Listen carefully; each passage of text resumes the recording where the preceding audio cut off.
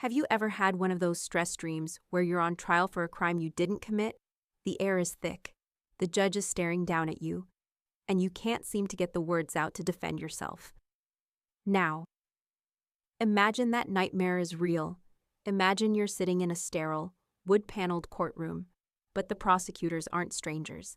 They're your parents, and the star witness for the prosecution, the one smiling smugly at their lawyer, is your little brother. And the crime you're accused of, it's your entire life. Yeah, welcome to my Tuesday. If you've ever had your greatest strengths, your proudest moments, used as weapons against you, then buckle up and hit that subscribe button, because you're about to hear the story of how I stopped being a defendant and started fighting back. The room was aggressively beige, designed to be devoid of any comfort or personality. Everything was polished wood and muted colors. From the unforgiving bench I was sitting on to the imposing seal of the state, hanging on the wall behind the judge's empty chair. The air smelled of floor wax and old paper. It was the kind of place where truths were supposed to be dissected. But I had a sinking feeling that only lies were on the menu today. Across the room, at the petitioner's table, sat my family, my jury, my executioners. My father, Richard Reed, was puffed up in a suit that was just a little too tight across the shoulders, a sad attempt to reclaim the military bearing he'd lost 30 years ago. He was a man who had peaked at 25 as an army captain with a single, unexciting tour in Germany during the Cold War, and had spent the rest of his life dining out on that one. Thin story. He sat there now with a look of profound, theatrical solemnity on his face, playing the part of the concerned father heartbroken by his daughter's tragic decline. Next to him was my mother, Eleanor. She was dressed in a tasteful but expensive Chanel suit, looking less like the mother of a woman on trial and more like she was attending a charity luncheon. She held a silk handkerchief in her manicured hands, occasionally dabbing at the corners of her perfectly dry eyes. Her grief wasn't for me, it was for the potential social embarrassment of it all, and more importantly, for the pile of money she was terrified of losing control over. And then there was Mark, my little brother. He was leaning back in his chair, whispering something to their lawyer and smirking.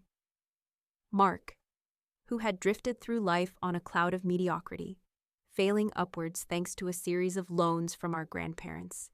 He was looking at me with an expression that made my skin crawl, a slimy mixture of pity, contempt, and undisguised greed. The three of them versus me. And the prize they were fighting for was my life, or more specifically, the money that came with it. The official term for the hearing was petition for conservatorship. The reason we were here was a trust fund left by my maternal grandparents. They were savvy, no-nonsense people who had seen my father's bluster and my brother's laziness for what it was.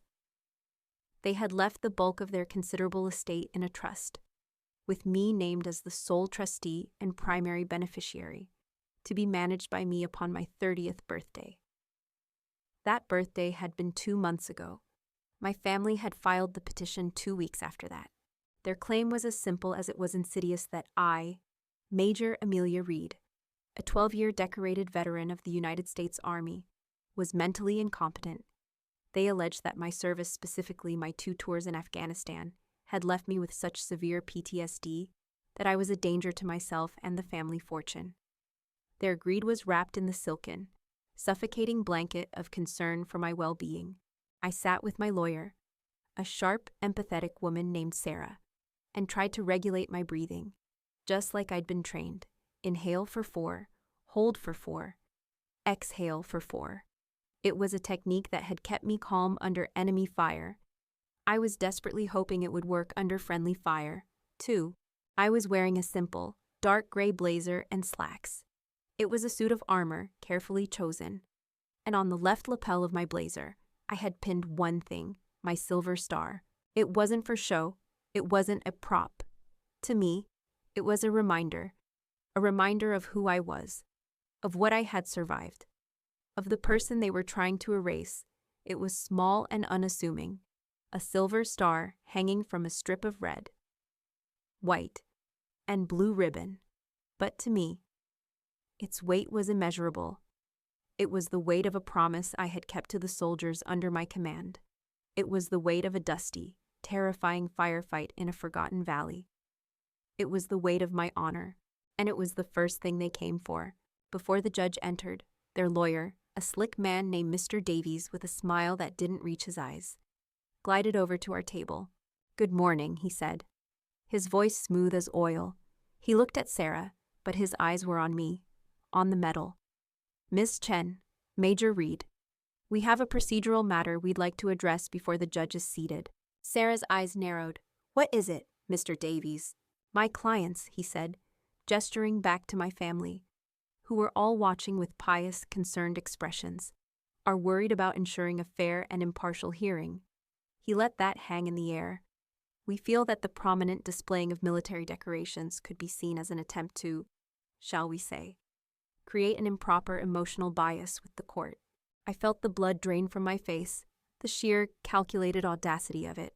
"My client is a decorated veteran, Mr. Davies," Sarah said, her voice like ice. "Her service is central to your client's baseless claims. It is part of her identity." "Precisely," Davies countered smoothly. "And we want this hearing to be about Major Reed's current mental state, not her past heroics. We believe her wearing the medal is a theatrical gesture, designed to manipulate the narrative. We just want a level playing field." I looked over at my family. My father nodded gravely, as if their lawyer had just made a profound legal point. "We're not trying to disrespect your service, Amelia," he called across the room, his voice full of false sincerity. "We are immensely proud, but this is a private family matter about your health. It's for the best." I thought of him, years ago, in his den, meticulously polishing his own modest collection of medals: an Army Commendation Medal, a Good Conduct Ribbon, trophies from a peacetime career. I remembered showing him my Bronze Star after my first tour.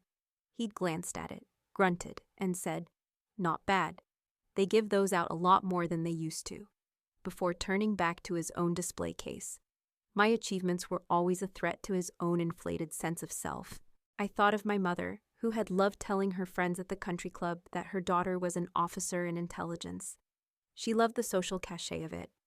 But when I came home, bruised and exhausted in ways she could never comprehend, she would just tell me I needed to put on a little lipstick and try to be more cheerful.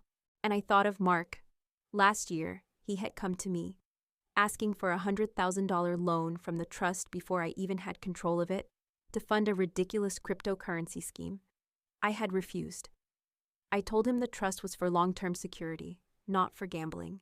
He had stormed out, calling me a selfish bitch. I knew, with absolute certainty, that my refusal was the seed that had blossomed into this courtroom battle. They weren't proud of my service. They resented it. They didn't understand it, so they feared it.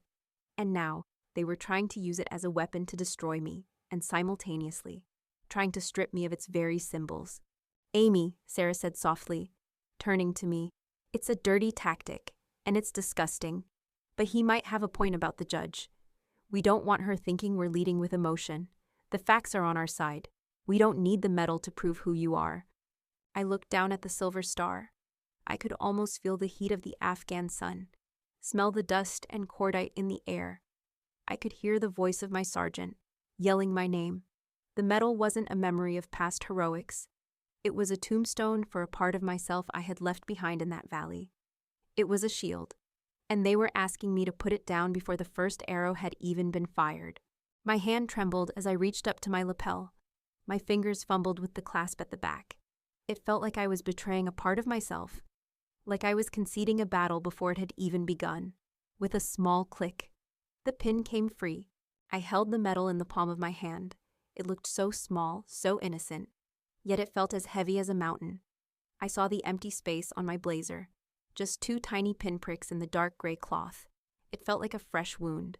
Slowly, I placed the medal inside my briefcase, setting it carefully on top of a legal pad. I snapped the briefcase shut. I felt naked, diminished, exactly as they had intended. I looked up and met my father's gaze across the courtroom. There was a flicker of triumph in his eyes before he replaced it with his mask of paternal sorrow. My brother just smirked. The door behind the bench opened. "All rise," the bailiff's voice boomed, echoing in the quiet room. "The Honorable Judge Eleanor Vance, presiding." We all stood. I placed my hands on the table in front of me to stop them from shaking. I felt stripped. vulnerable, and utterly alone. But as the judge took her seat and the legal battle for my own mind was about to begin, the cold weight of the metal in my briefcase became something else. It was no longer just a shield. It was ammunition. And I would wait for my moment to use it. The judge, a woman with tired eyes who had seen too much of humanity's ugliness, called for a 15-minute recess. Sarah, my lawyer, leaned over and asked if I wanted some water or a coffee. I just shook my head, my throat too tight to speak. My family, across the room, immediately huddled with their lawyer, Mr. Davies, their heads close together, looking for all the world like a pack of hyenas planning their next attack. They were laughing about something. I needed to escape. I stood up, my legs feeling unsteady, and walked out of the courtroom into the wide, impersonal hallway. I found an empty bench in a quiet alcove, far from the public restrooms and the snack machine. I sat down and placed my briefcase on my lap. I didn't open it, but I rested my hand on the smooth leather, right over the spot where the metal lay inside. The cold, hard shape of it, even through the case, was a familiar weight. And the sterile, beige hallway dissolved. The air, suddenly, was no longer conditioned and stale. It was hot, a blinding, 110-degree heat that shimmered off the rocky ground. The smell wasn't floor polish. It was dust and diesel and sun-baked earth. My name wasn't the respondent in a competency hearing. It was Viper 2-6, and I was a 26-year-old first lieutenant, attached to an infantry platoon in the Peck River Valley, Afghanistan, a place so beautiful and so deadly it would break your heart twice. My family called my job playing army. They imagined I sat at a desk in a nice, air-conditioned tent somewhere, looking at maps. They had no concept of the reality. My role as an intelligence officer wasn't just to analyze data, it was to gather it. That meant going out on patrol, walking the ground, engaging with the locals, and trying to understand the intricate, invisible web of tribal allegiances and enmities that define the battle space. It meant being outside the wire. The day my life changed, the day that metal was forged, was supposed to be a simple mission. A KLE key leader engagement in a village called Marawara. We were to meet with a village elder who had supposedly grown tired of the local Taliban commander and was willing to trade information for our support. It was probably a trap. It was always probably a trap. But you still had to go. You had to show your face, show you weren't afraid, and take the risk. I remember the patrol in. The weight of my body armor felt reassuring. The M4 rifle slung across my chest was an old, familiar friend. The sun was relentless. I remember watching the boots of the soldier in front of me, Sergeant Diaz, a tough-as-nails NCO from El Paso, kicking up little puffs of moon dust with every step. I remember the platoon leader, Lieutenant Miller, a good man, young and earnest, giving me a thumbs up. The mundanity of it all is what I remember most clearly. The jokes, the complaints about the heat, the constant scanning of the ridgelines, the routine of survival. We were moving through a narrow section of the valley, a natural funnel with steep, rocky slopes on either side. The kill zone, we called it. We walked through them every day. The first sound wasn't a gunshot. It was a sound like the air itself ripping in half. A deep whoosh that was immediately followed by an earth-shattering explosion about 20 meters in front of us. An RPG. The world erupted into a symphony of chaos. The concussive blast threw me backwards, my helmet smacking against a rock. My ears rang with a high-pitched whine. Then came the distinctive, terrifying chatter of PKM machine guns opening up from the ridges on both sides. They were waiting for us. The whole thing had been a beautifully executed ambush. Through the ringing in my ears, I could hear the shouting, "Contact right, contact left, get down, get down." I scrambled behind a small outcropping of rock, my heart trying to beat its way out of my chest. I saw Lieutenant Miller, 10 meters ahead, trying to get to his radio man. He never made it. A burst of machine gun fire stitched across his chest, and he went down in a heap, just like that. The earnest young man was gone. Miller's hit, Miller's down, someone screamed. Chaos reigned.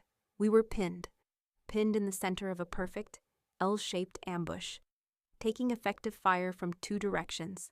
Sergeant Diaz, now the ranking man on the ground, was a whirlwind of action, screaming orders, trying to get our guys to lay down a base of fire. But we were exposed, terribly exposed. The rocks we were using for cover were too small, too sparse. We were being chewed to pieces. And my mind, the analyst's mind, the one they were now trying to label as broken and paranoid, went into overdrive. The fear was there, a cold, sickening dread, but I shoved it into a box and locked it away. I was processing data, the angle of the fire, the location of the machine gun nests, the terrain, and I saw something in all the intelligence prep. I had fixated on one detail from the satellite imagery, a detail that the infantry guys had dismissed. It was a deep, narrow wadi, a dry riverbed that ran parallel to our path. About 30 meters to our left. On the maps, it looked like a shallow ditch, but the shadows in the imagery told me it was deeper. Deep enough to provide cover, deep enough to move. More importantly, I knew from my intel that it snaked up the back of the western ridge, coming up behind the primary machine gun nest that was doing the most damage. Staying put was suicide. A frontal assault was suicide. The wadi was a chance, a slim, terrifying chance. I crawled over to Sergeant Diaz, who was screaming into his radio, trying to call for air support that was 20 minutes away. 20 minutes we didn't have. Dopritz Diaz. I yelled over the din of gunfire. Bullets were kicking up dust just inches from our heads. "Ma'am, stay down," he barked back, not taking his eyes off the enemy positions. "There's a wadi," I yelled, pointing. 50 meters that way. It's deep, it'll give us cover and a flanking route. He glanced where I was pointing, then back at me, his eyes full of disbelief. "Ma'am, that's open ground between here and there. We'll be cut to ribbons before we make it halfway. We need to hold here and wait for the birds." "We won't last 20 minutes, I screamed back, my voice raw. "I know that route, I've studied it. Trust me." He hesitated. I was an intelligence officer, a POG. He was the seasoned infantry NCO. His training told him to hold his ground, but he looked at the 2 men already dead, the 3 more who were wounded and bleeding in the dirt. He looked into my eyes, and whatever he saw there, the certainty, the desperation, the absolute lack of doubt made him make a choice. "Okay, ma'am." "Okay on you," he yelled. "Second squad, on me. We're moving to the wadi on the lieutenant's command, first squad. Give us everything you've got." I took a deep breath. This was it. I got on one knee. "First squad, cover fire, go!" I screamed, and then I was up and running. Time warped. The 30 meters of open, rocky ground felt like 1,000 miles. I could hear the snap and hiss of bullets passing by my head. I remember seeing a young private, a kid named Henderson, get hit in the leg and go down, screaming. I didn't stop. I turned, ran to him, grabbed the strap on his body armor, and started dragging him, my muscles screaming in protest. Diaz and the others were right behind me. We tumbled into the wadi, one after another, falling the 10 feet down into the blessed, beautiful cover of the dry riverbed. For a moment, all we could hear was our own ragged breathing and the sound of gunfire passing harmlessly over our heads. We weren't safe. We were just hidden. "Okay," I gasped, looking at the 7 terrified, exhausted soldiers who were left. "We're going up. We're going to take that nest out from behind. Diaz, take 3 men and stay here. Keep their heads down. The rest of you, with me." The next 10 minutes were a blur of fire and movement, crawling up the steep, rocky wadi, dragging Henderson with us, choking on dust. When we got to the top, we were exactly where I knew we would be, 50 meters behind and above the Taliban machine gun team. They were so focused on the men Diaz was suppressing below. They never knew we were there. I didn't give an order to fire. I didn't have to. The 3 soldiers with me were professionals, and they were angry. The firefight was brutal, short, and decisive. When it was over, a profound silence fell over the valley, broken only by the groans of our wounded. We had survived. We had won. But it didn't feel like a victory. It felt like a car crash. I slid down the rock face, my body finally giving in to the exhaustion, and I threw up. I went back home on leave 2 months later. The Silver Star had been pinned on my chest by a general in a formal ceremony at Bagram Airfield.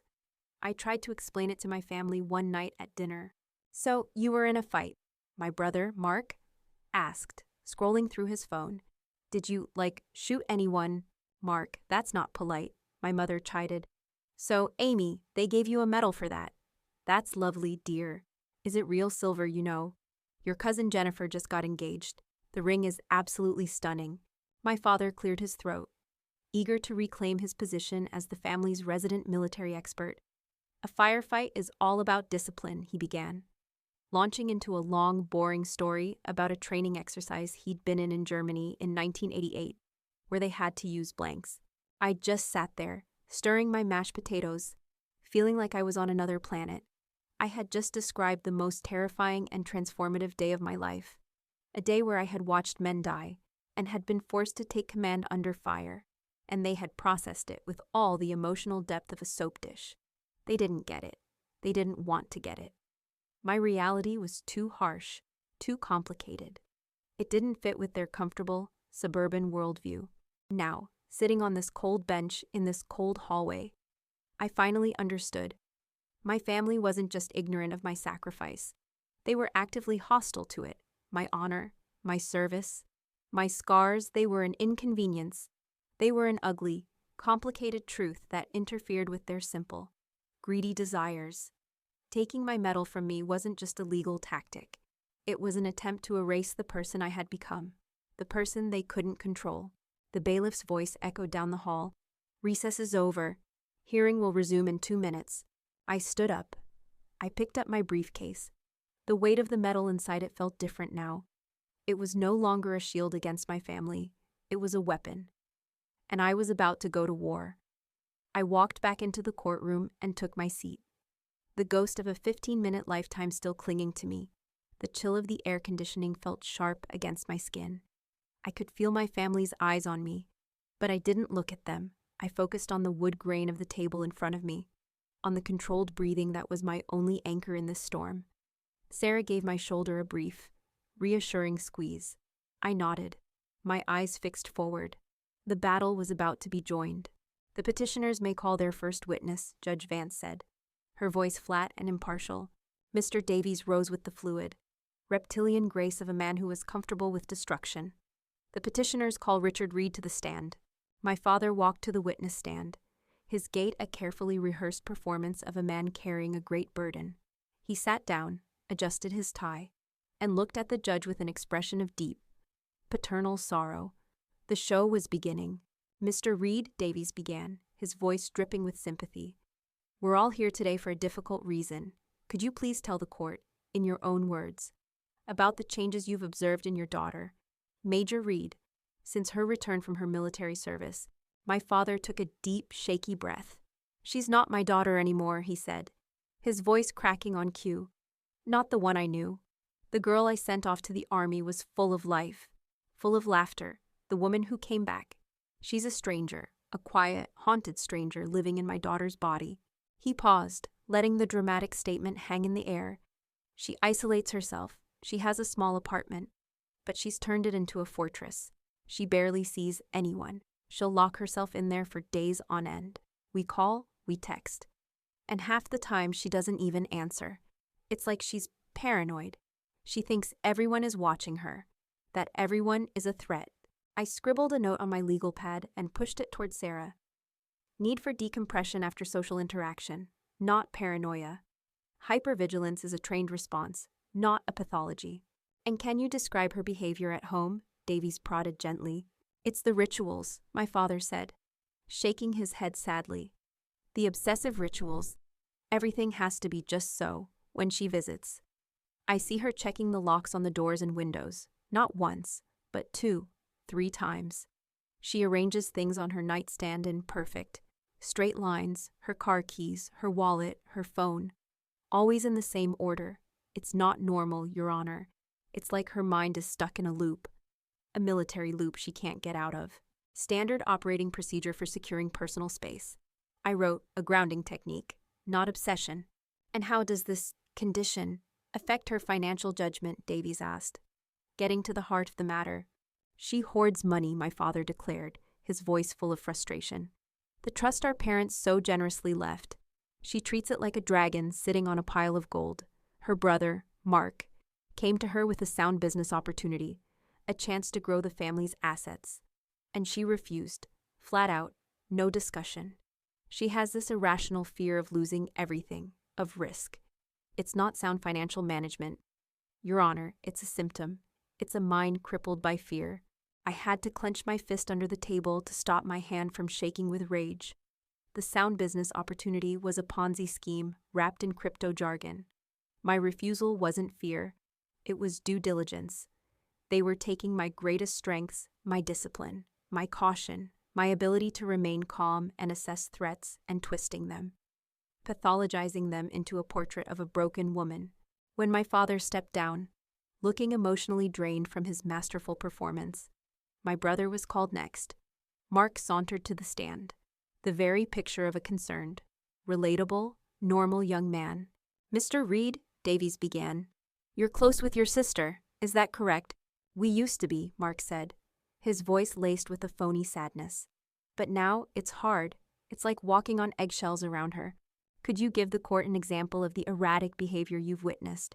"Sure," Mark said, leaning into the microphone. "Last summer, we were at a family 4th of July barbecue. A neighbor set off some fireworks down the street, the big loud ones. And Amy she just dove, literally dove behind a hedge, in front of everyone, kids, neighbors, all of our friends. She was curled up in a ball, shaking. It ruined the whole party. Everyone was just staring. It was so embarrassing. It's like she still thinks she's in a war zone." He delivered the word embarrassing with such feeling. It was clear that was the part that had truly affected him. Not my obvious distress, but his own social discomfort. "Surprise auditory stimuli mimicking gunfire," I wrote, my pen digging into the paper. "Involuntary, conditioned startle response. Not making a scene. And have you noticed anything else?" "She doesn't sleep," Mark said, shaking his head like a man burdened by a great secret. "I stayed over at her apartment once. She was up all night, just pacing. I could hear her through the wall, just walking back and forth, from the living room to the kitchen. Sometimes I could hear her muttering to herself. It's creepy. And you can't come up on her from behind. If you walk into a room and she doesn't hear you coming, she jumps out of her skin. It's impossible to just relax around her." "Hypervigilance," I scribbled. "Difficulty with REM sleep. Common and manageable symptoms. Not creepy."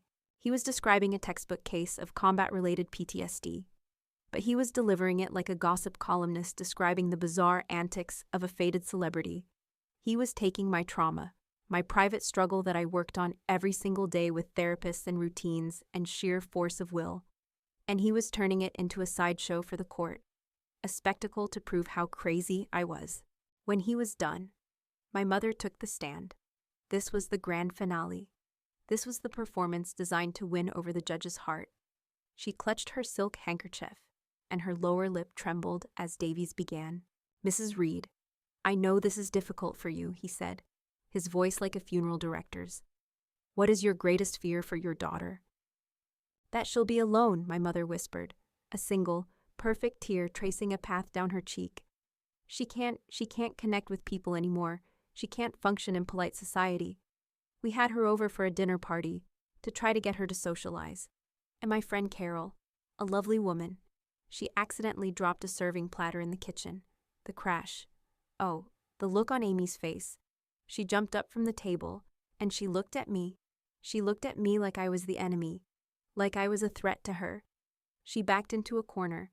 How can a person who thinks her own mother is a threat possibly manage a multi-million-dollar trust fund? She broke down into quiet, elegant sobs. It was a magnificent performance.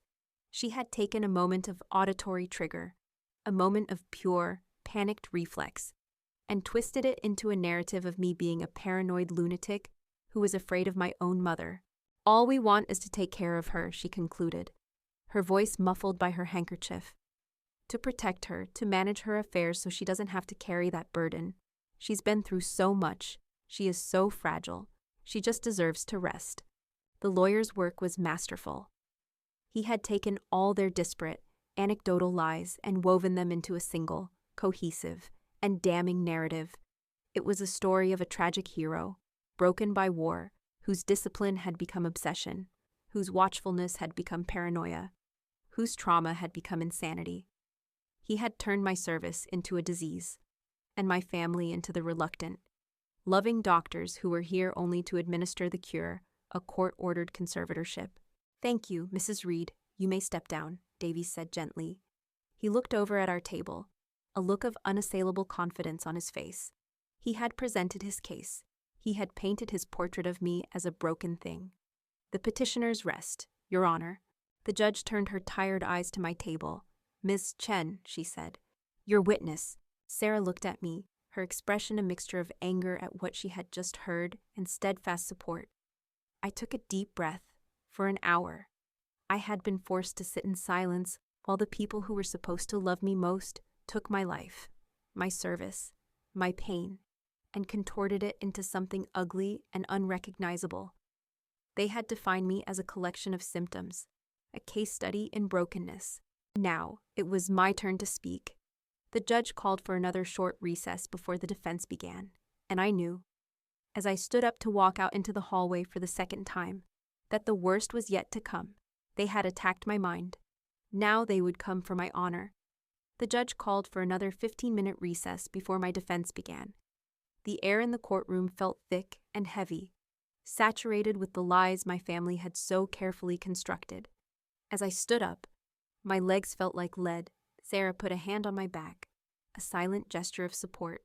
"Let's go over the testimony," she said, her voice a low, angry hum.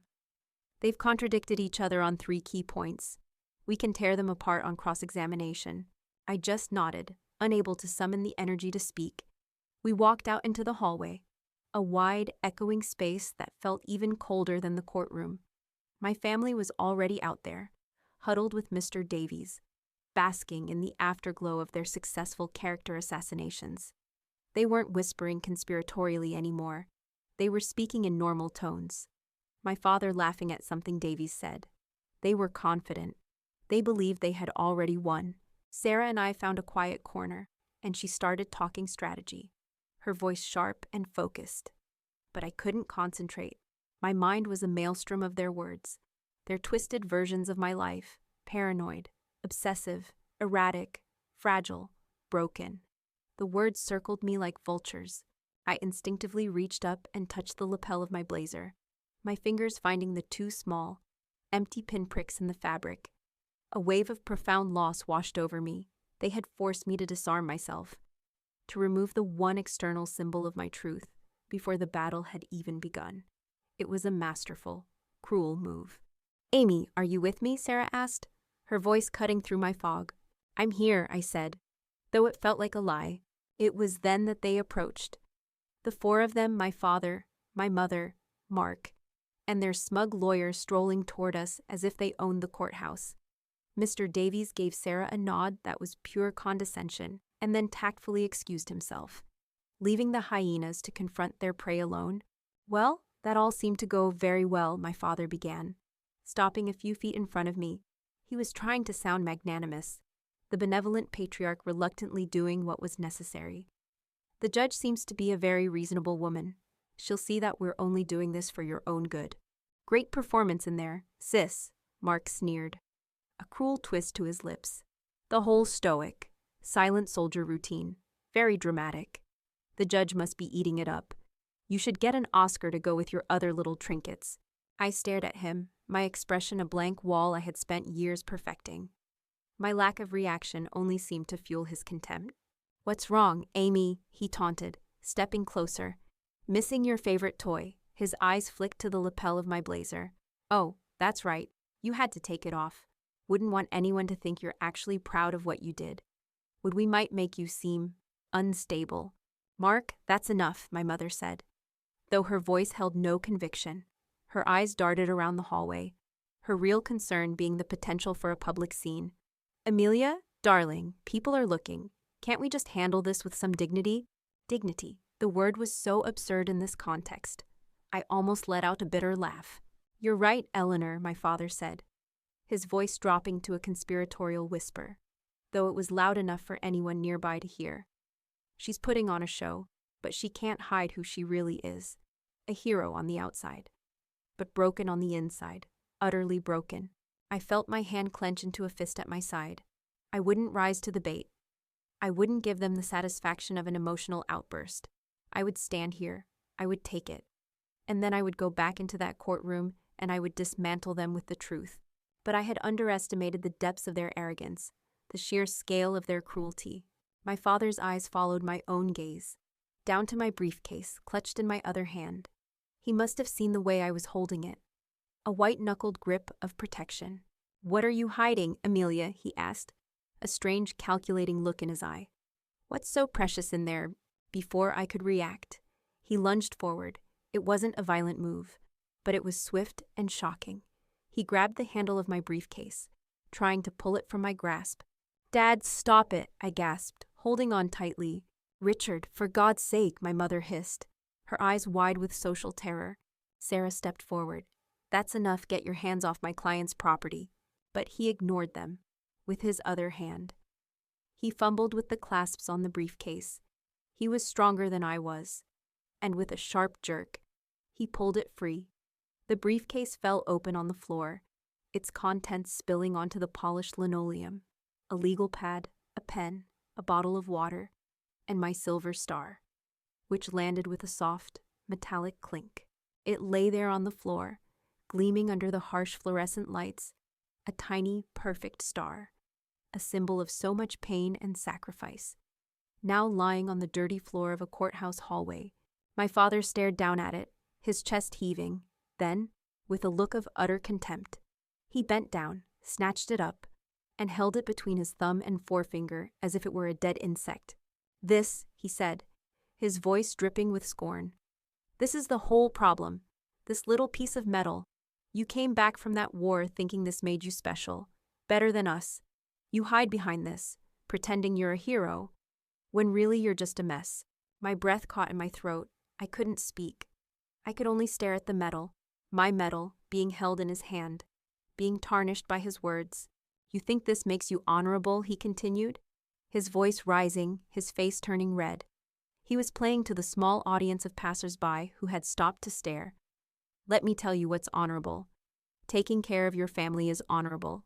Respecting your parents is honorable. This." He shook the metal. "This is a costume. It's a prop you use to hide the fact that you're a failure as a daughter." "Richard, that's enough," Sarah said, her voice shaking with rage. "You're going to be facing sanctions for this." He ignored her. His eyes were locked on me, blazing with a righteous fury that was wholly self-created. "You don't deserve this," he spat. "You're not a hero. You're a liability, an embarrassment to me, to this family, and to the uniform I once wore." He took a step toward me, holding out the metal, for a horrifying moment. I thought he was going to try to pin it back on me, a final, mocking gesture of his dominance, but he didn't. He just opened his hand and dropped it. I watched, as if in slow motion, as the silver star fell through the air and clattered onto the floor at my feet. Again. And that's when the world went quiet. The background noise of the courthouse, the whispers of the onlookers, Sarah's angry voice, it all faded away. The only thing I could see was that small, 5-pointed piece of silver on the floor. It wasn't just metal and ribbon anymore. It was the face of Lieutenant Miller. It was the terrified eyes of Private Henderson. It was the grit of Sergeant Diaz. It was the memory of the 17 men and women of my platoon. A family forged in fire and blood. A family that understood honor in a way these people never could. And my father had just thrown them on the floor. He had just spit on their memory. He had desecrated the one sacred thing I had left in my life, the ice in my veins, the cold, controlled calm I had been clinging to, finally shattered. But what rushed in to fill the void wasn't rage or sorrow. It was something far more terrifying. It was nothing, a complete and utter emptiness. The part of me that had still, despite everything, viewed them as my family, died right there on the linoleum floor next to my medal. Sarah was yelling at my father. My mother was trying to pull him away. Mark was just standing there, a shocked, slightly scared look finally replacing his smugness. They had gone too far, and even he seemed to know it. I bent down slowly, my movements stiff and robotic. I picked up my medal. The metal was cold against my skin. I didn't look at it. I just closed my fist around it. The sharp points of the star digging into my palm. A welcome, grounding pain. I stood up. I looked at the man who was my father. I looked at the woman who was my mother. I looked at the boy who was my brother. And I saw them for what they were. Strangers. Hostile. Dangerous strangers. The bailiff's voice cut through the haze. Court is back in session. My family scurried away, a chaotic retreat back toward the courtroom door. Sarah was at my side, her hand on my arm. Amy, we can ask for a continuance. We can file a motion. You don't have to go back in there right now. Yes, I said, my voice sounding distant and strange to my own ears. I do. I started walking toward the courtroom, my briefcase forgotten on the floor. I walked past the staring faces, my gaze fixed on the heavy wooden doors ahead. I could feel the metal in my hand, its sharp edges a painful, powerful truth. They thought they had taken my honor. They thought they had broken me. They had no idea what they had just unleashed. They hadn't taken my shield. They had just handed me my sword. I walked back into that courtroom a different person than the one who had left. The terrified, cornered woman was gone. The part of me that had been flayed raw by their insults, the part that felt the sting of humiliation, had been cauterized by the cold, hard certainty of their betrayal. The pain in my cheek from my father's slap had been a fire alarm. The desecration of my metal in the hallway was the fire itself, a blaze that had burned away all the useless, sentimental clutter of my past. All that remained was a cold, clear, and focused purpose. I sat down at the table, my back ramrod straight. I could feel the metal in my fist inside my blazer pocket, its sharp edges a constant, grounding reminder. Sarah looked at me, her eyes filled with a furious, protective energy. Amy, are you okay to continue? She whispered, her voice tight with anger. We can move for a mistrial based on witness tampering and assault. I saw the whole thing. I'm fine, I said, my voice steady. Let him talk. Let him finish digging. She searched my face, saw the change there, and gave a single, sharp nod. The fight was not over. It had just entered a new phase. Judge Vance looked down at us. Is the defense ready to proceed? We are, Your Honor, Sarah said. Mr. Davies rose for his closing argument, a smug, self-satisfied smirk playing on his lips. He was a predator who believed his prey was already dead. He clasped his hands behind his back and began to pace before the judge's bench, his voice a symphony of feigned compassion. Your Honor, he began, what have we learned today? We have learned the tragic story of a true American hero, a young woman who bravely served her country, who faced down the enemy, who did things we can only imagine in our worst nightmares. He paused, letting the praise land before twisting the knife. But we have also learned that the same war that gave Major Reed her medals also took something from her. It took her peace. It took her ability to trust. It took, I'm sad to say, her connection to reality. He gestured toward my family, who were all looking suitably somber. You have heard the testimony of a loving father, a heartbroken mother, a concerned brother. These are not people motivated by greed. As the defense would have you believe, these are people staging an intervention, a rescue mission. They are trying to save their beloved daughter and sister from the ghosts that follow her home every night. He walked closer to the bench, his voice dropping to an intimate, earnest tone. Look at her, Your Honor, the discipline, the rigidity, the hypervigilance. These are all traits that serve a soldier well on the battlefield. But in civilian life, in the world of business, of family, of trust, they are pathologies. Her caution has become paranoia. Her bravery has become recklessness. Her strength has become a brittle wall she hides behind, unable to let anyone in. He was painting a masterpiece of bullshit.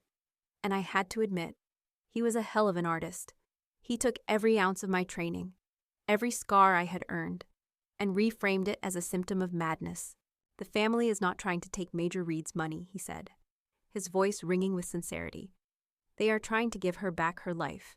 They want to lift this great financial burden from her shoulders so that she can finally heal, so that she can rest.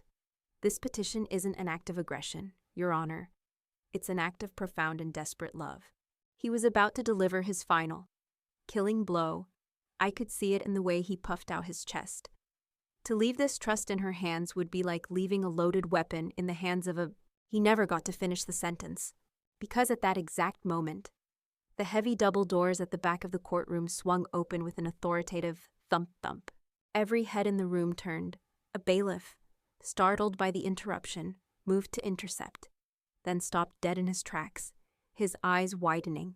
Standing in the doorway was a man who seemed to suck all the air out of the room. He was tall, in his late 60s, with a face that looked like it had been carved from granite and a jaw that could cut glass.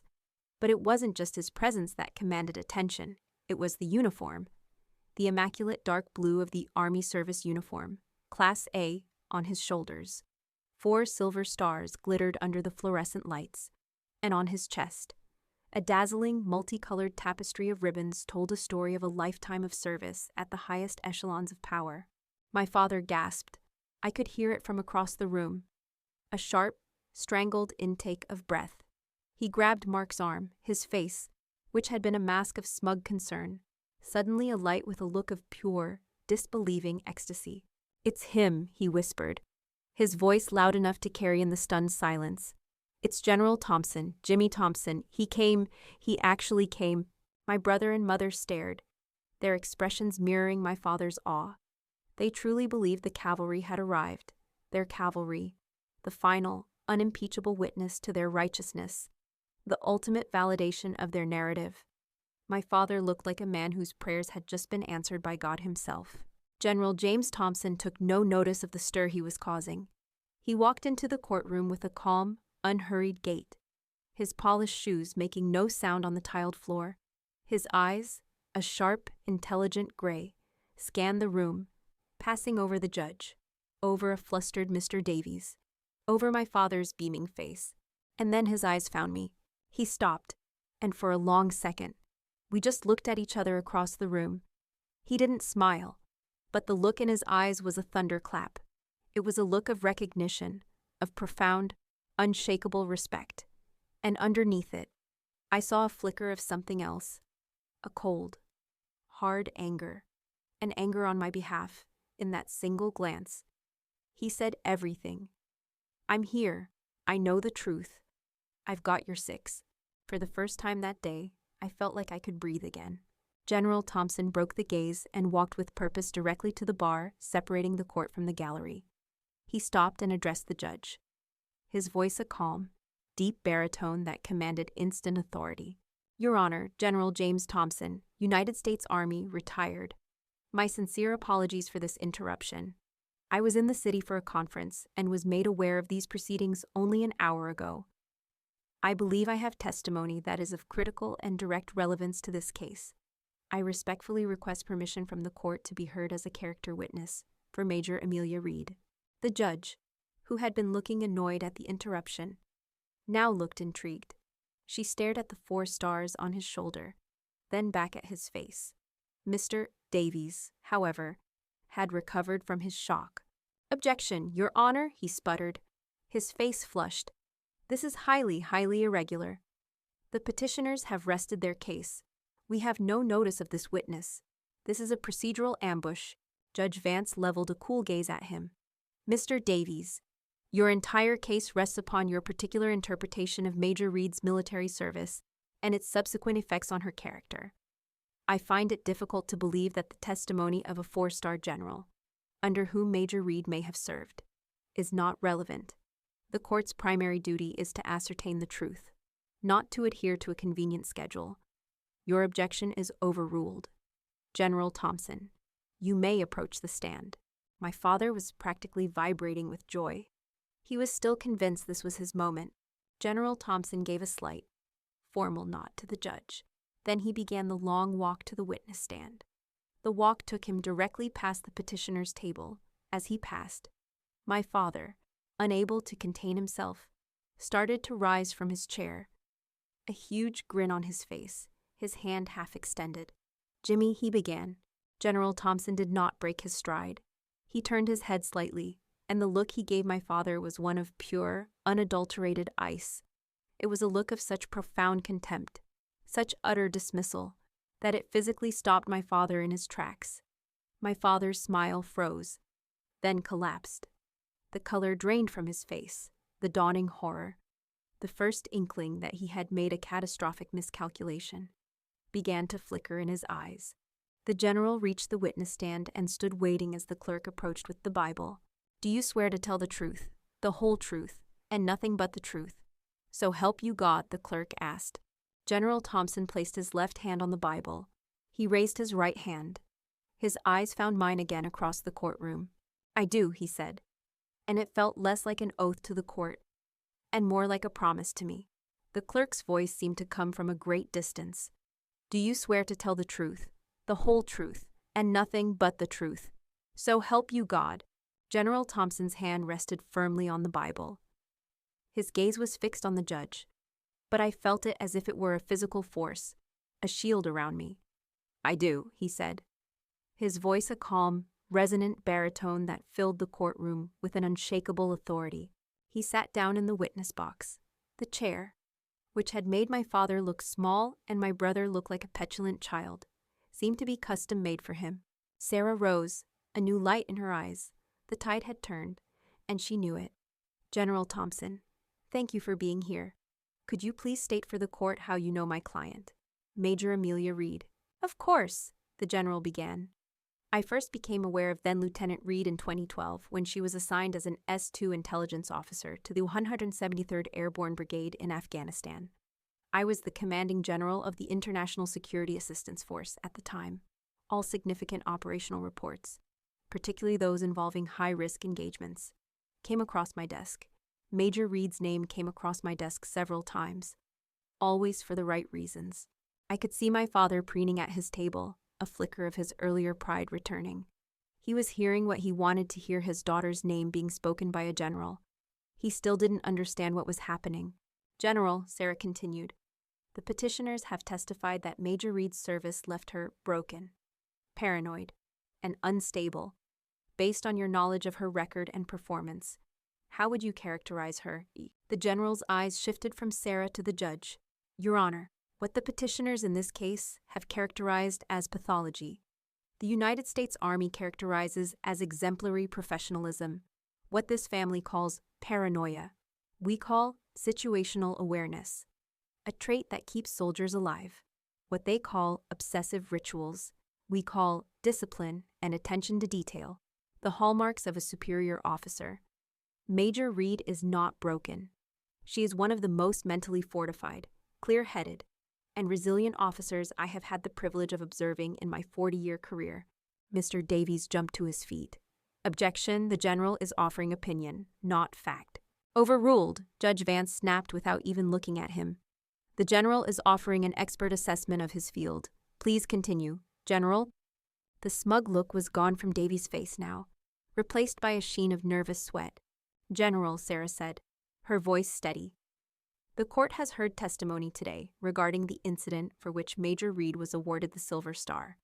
The petitioners have framed her actions as reckless. Could you please provide the court with your understanding of that event?" "I can," General Thompson said, his posture straightening even further. He was no longer just a witness. He was a commander delivering an after-action report. On August 14, 2012, Major Reed's platoon was ambushed in the Marawara district of Kunar province. It was a complex, coordinated attack designed to annihilate the entire unit within the first 30 seconds. The platoon leader, a fine young man named Lieutenant Miller, was killed in action, and the unit was pinned down in a textbook kill zone, taking effective fire from multiple, fortified positions. He paused, and the courtroom was so quiet I could hear the frantic beat of my own heart. "What happened next," the general continued, his voice low and steady, "is now used as a teaching example at the Command and General Staff College at Fort Leavenworth. It's a case study in grace under pressure. With the command structure shattered and her platoon facing imminent destruction, Lieutenant Reed, an intelligence officer, not an infantry leader, took command. Using her superior knowledge of the terrain and enemy tactics, she devised and led a flanking maneuver under heavy fire, evacuating 2 wounded soldiers in the process, and personally neutralized the primary machine gun nest that had her unit pinned down." He stopped and looked directly at the judge. "Your Honor, her actions that day were not reckless. They were an act of tactical brilliance and a display of personal courage of the highest order. Let me be unequivocal. 17 American soldiers went home to their families because of what Major Reed did in that valley. The citation for her Silver Star, which I personally signed, states that she acted with complete disregard for her own safety, but with profound and calculated regard for the lives of her soldiers. That is not the description of an unstable mind.